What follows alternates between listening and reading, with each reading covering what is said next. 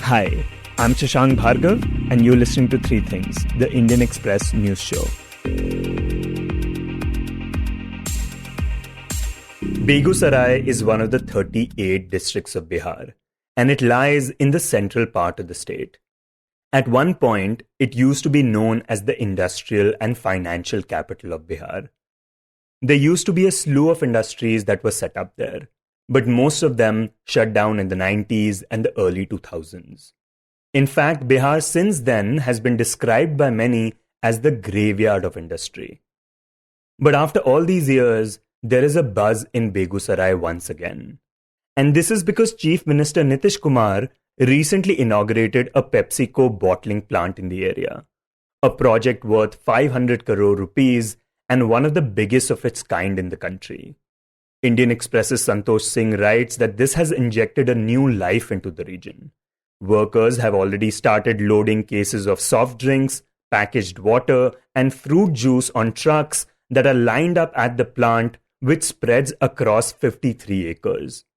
Now, this is a big deal for Bihar, which has one of the highest unemployment rates in the country, particularly among the youth. But this bottling plant in Begusarai is not the only thing that has been making news. Some 200 kilometers away from it, the state recently also saw the inauguration of a huge ethanol plant, which is worth 105 crore rupees. Both these projects now give hope to many who have been searching for jobs in the state. Now, the thing to note is that projects like these have been in the pipeline for the past 17 years. That is when Nitish Kumar became the chief minister for the second time. When we spoke to Santosh Singh, who has reported on Bihar for over 15 years, he told us the reasons why this didn't happen before. First, we didn't have infrastructure in place. Suppose good roads and electricity. It was only during the second or the third term of Nitish Kumar that we had uninterrupted electricity supply. And the third major concern was the law and order. Now, as many of you would know, for years, Bihar had major law and order issues. Under the Lalu Prasad regime, for example, daylight robberies, murders, and kidnappings had become very frequent. The police were nowhere to be seen in many places. Also, Santosh points out that between 1990 and 2005, Bihar saw the killing of over 400 people, including several policemen, in over 24 massacres. And because of these reasons, a mass migration took place in Bihar, in which several business people left the state. So the first challenge of Nitish Kumar was to change that image. We are not saying that murders are not taking place. Of course, crime is not such things. We cannot say, okay, there is less murder in this year, there would not be any more murder next year. So there are land disputes, there are murders, but kidnapping for ransom, road robberies, highway robberies, that is gone substantially. So it took a long time to change that image. First, the investors wanted the trust. I remember when Nitish Kumar took over, there had been 2 global meet of investors. I think back to back year, Lord Meghnath Desai and other senior economists, they came to Bihar. They talked big about the potential of investment in Bihar, but nothing fructified. And nothing fructified because of the practical issues that he pointed out earlier. Issues of law and order, electricity, and infrastructure. And even apart from this, another very important issue was the availability of land. We had this problem of acquiring land. But what this government has done in the current term of Nitish Kumar, they have an agency called BIADA, Bihar Industrial Area Development Authority. It has its land. So it leases the land on a very much lower price than the market rate or even the government circle rate. So the PepsiCo plant in Begusarai, they got the lease for 99 years for a very less amount. So they can afford it. Now they are saying, okay, come to Bihar. We can provide you land from BIADA. And if you take the example of ethanol plant in Purnia, it is their land only. They had their own electricity set up there. So these are the reasons why these 2 projects have now materialized. Also, Santosh says that the government realized that businesses had to go through a lot of bureaucratic rigmarole before. So they have now made the process a lot easier. Say for the process would take say 2 years. Now that is happening in 2 months. The PepsiCo plant in Begusarai is a classic case. The plant came up in record 11 months. That shows how the bureaucratic norms have been relaxed. But the other thing that has made the ethanol plant possible is the National Biofuel Policy, which was introduced by the centre in 2018. And the aim of this policy was to reduce India's dependence on imports by doing fuel blending, meaning mixing petrol with ethanol, which can be made from agricultural related products like maize and molasses. Earlier, the limit of doing that was 10%, but now it is 20%, meaning 20% of ethanol can be mixed with petrol. And that has made all the difference, especially for a state like Bihar.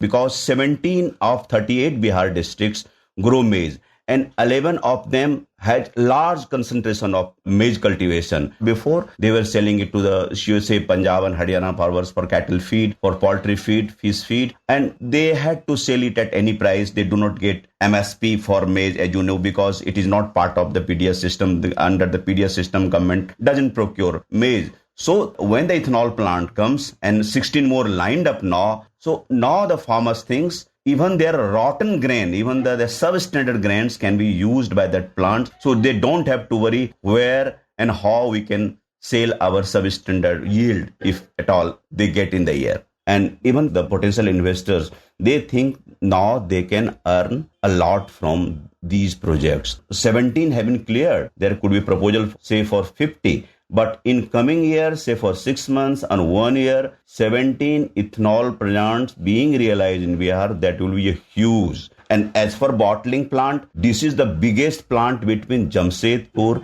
and Kolkata.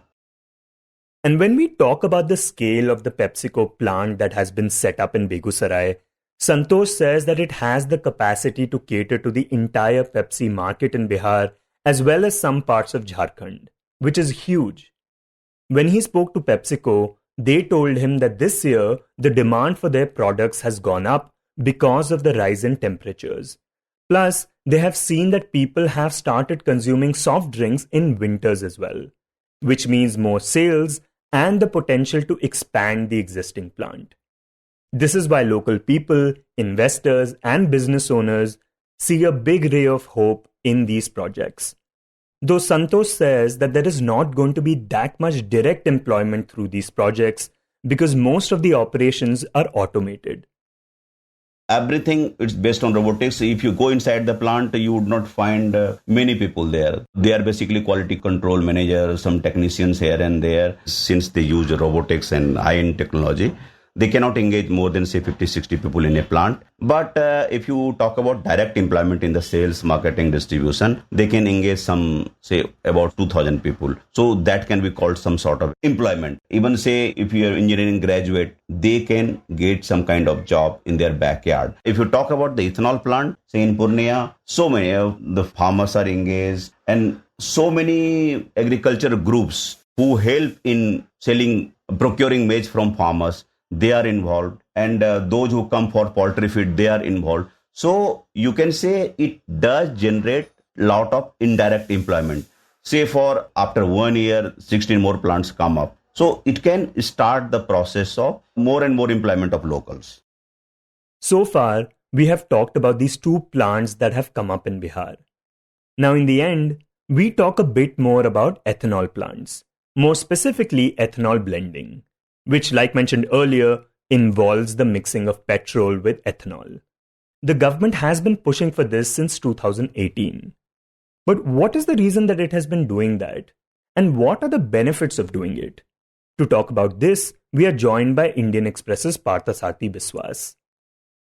So ethanol is an alcohol which is added to petrol to reduce the amount of petrol required to run a car engine. As you know, India is completely dependent on or heavily dependent on imports. Blending ethanol with petrol would reduce the amount of petrol we would require to import. So for the government, there are triple benefits to it. One is that it will reduce our import bill. Secondly, ethanol is a clean fuel. It would reduce greenhouse effect, the greenhouse gases, which comes from combustion engines. And thirdly, it will help farmers or help the agriculture sector to earn some extra money. Ethanol is an alcohol, and all alcohols are produced from anaerobic or oxidation without the air of carbohydrates, and that is the feedstock. And Parthasarthi, could you explain what feedstock is? Feedstock is the carbohydrate from where you are going to get your ethanol. You have to process the carbohydrate to get your ethanol as the end product. So basically, feedstock is a carbohydrate mass which is going to be processed to produce ethanol. And traditionally, India has been producing ethanol from molasses. And molasses is this resin-like substance, right? Sticky substance which is produced midway in sugar productions. Once you process cane juice to produce sugar, after a certain time you get this heavy, sticky, viscous, semi-fluid substance which is called molasses. Now that is the feedstock for ethanol. Now, as I told you, carbohydrate forms the base or the feedstock of ethanol production, and that carbohydrate can be anything, be it molasses from the sugar producing mills, or it can also be obtained from maize. Maize is, as you know, is a carbohydrate-rich grain. So the government has been promoting production of ethanol both from molasses produced in the sugar mills, as also as usage of maize, as well as broken rice or food grains which has gone to waste. Now, Food Corporation of India and states like Bihar would be using maize and broken rice or non-usable food grains to produce the feedstock necessary to produce ethanol. Ethanol has come to the rescue to the sugar industry in a big manner, and since 2018, when the national biofuel policy has been unveiled and which has been tweaked recently, India has gone a long way. So in around 2014, our ethanol blending was negligible, and now, as yesterday the Prime Minister has mentioned, we have achieved 10% blending of ethanol in our petrol. India has come a long way in a short time, with sugar mills taking the lead in terms of ethanol production. But states like Bihar, which do not have sugar or sugarcane plantation, they are using maize as their feedstock. And Parthasarthi, could you explain how this process benefits farmers, as in more than the traditional methods? Okay. Now, in 2018, when the national biofuel policy was unveiled, India's sugar industry was going through a really tough patch. Because of back-to-back bumper production, India had a huge unsold inventory of sugar, which they could not do anything. Now, if you don't sell sugar, you are not able to generate revenue to pay your farmers. Now, sugarcane is the only crop which has got a fair and remunerative price, which is a legal minimum support price. And if mills fail to pay the FRP, then action is invited on them. In the year 2018, the unpaid FRP dues were around 20,000 crores. When the government decided enough of it, let us now ensure that we do not have unsold inventory on our hand. Instead of sugar, the mills were encouraged in way of financial incentives to produce ethanol. And the oil marketing companies or the OMCs were asked to buy ethanol from the sugar mills and pay them within 21 days. And in case of sugar, you have to wait almost a year to sell your stock. And in case of ethanol, you are going to get the payment every 21 days. This helped the mills, most of the mills in Uttar Pradesh, Maharashtra and Karnataka, to clear up their balance sheet and ensure timely payment to the farmers. So if you see this year, the sugar mills have produced record around 400, and the season is yet to close. So you would see around 20 lakh tons of sugar has been diverted for production of ethanol, and the FRP dues, that is the dues that the mills have towards their farmers, is almost negligible. Same is the case in ethanol. Uttar Pradesh is number one when it comes to production of ethanol, and thanks to this government's clear incentive towards production of ethanol from B-heavy molasses as well as directly from sugarcane juice, mills have diverted to a greater extent toward production of ethanol and reduce their production of sugar. That way, they have earned quick money and have been able to pay their farmers on time. And what about the farmers in Bihar who don't grow sugarcane? How does this push help them? So in case of states like Bihar and other places where you don't have sugar mills, you have standalone units, and though they are buying maize directly from the farmers at a premium and using it to produce ethanol. So although the incentive is towards the producer in an indirect manner, farmers are getting better pay than they would get, say, provided if the mills were producing ethanol in the traditional manner or producing just sugar, or if the farmers in Bihar were selling their maize directly to the feed manufacturers or in the open market. And Partha, is ethanol blending also supposed to be better for the environment?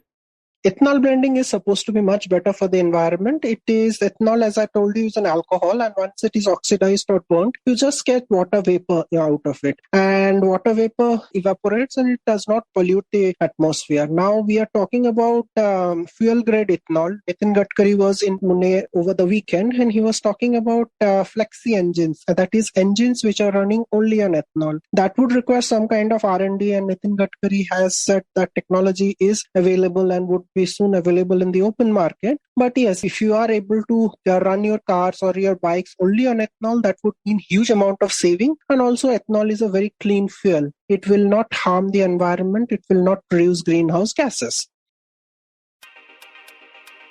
You were listening to Three Things by the Indian Express. Today's show was written and produced by me, Shashank Bhargav, and was edited and mixed by Suresh Pawar. If you like the show, then do subscribe to us wherever you get your podcasts. You can also recommend the show to someone you think will like it, share it with a friend or someone in your family. It's the best way for people to get to know about us. You can tweet us at Express Podcasts and write to us at podcasts@indianexpress.com.